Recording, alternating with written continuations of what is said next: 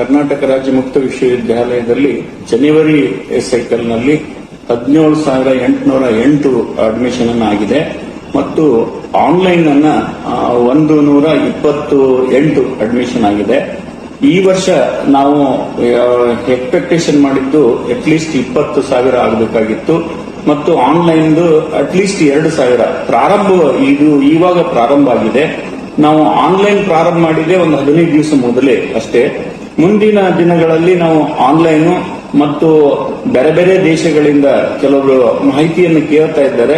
Next July cycle ನಲ್ಲಿ ನಮ್ಮ ಪ್ರಯತ್ನ ಮಾಡಿ ಮತ್ತು ಆಫ್ಲೈನ್ ನಲ್ಲಿ ಪ್ರತಿಯೊಂದು ಡಿಸ್ಟಿಕ್ಕಿಗೆ ಹೋಗಿ ಎಲ್ಲ ಪ್ರೆಸ್ ಮೀಟ್ ಮಾಡಿದ್ದಾಗ ಎಲ್ಲ ಜನರಿಗೆ ಮಾಹಿತಿಯನ್ನ ಕೊಟ್ಟು ನಮ್ಮ ವಿಶ್ವವಿದ್ಯಾಲಯ ಇದು ಗವರ್ಮೆಂಟ್ ವಿಶ್ವವಿದ್ಯಾಲಯ ಇದೆ. ನಮ್ಮಲ್ಲಿ ಅನೇಕ ಪ್ರೋಗ್ರಾಂಗಳಿವೆ.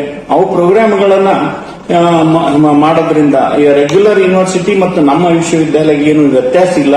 ಇವೆಲ್ಲ ಅವರಿಗೆ ತಿಳಿ ಹೇಳಿ ಎಲ್ಲರಿಗೆ ಮಾಹಿತಿಯನ್ನ ಕೊಟ್ಟು ಅಡ್ಮಿಷನ್ ಸಲುವಾಗಿ ಆಟೋ ಚಾಲಕರಿಗೆ ಮತ್ತು ಕೆಲವು ಕ್ಯಾಬ್ ಡ್ರೈವರ್ಗಳಿಗೆ ಕನ್ಸೆಷನ್ ಅನ್ನು ಕೊಟ್ಟಿದ್ದೆವು.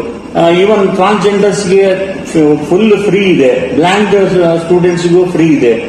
ಎಲ್ಲರಿಗೆ ನಮ್ಮ ವಿಶ್ವವಿದ್ಯಾಲಯ ಏನಿದೆ ಎಜುಕೇಶನ್ ಟು ಆಲ್ ಅಂತ ಸರ್ಕಾರ ದೇಹ ಉದ್ದೇಶ ಏನಿದೆ ಅಲ್ಲ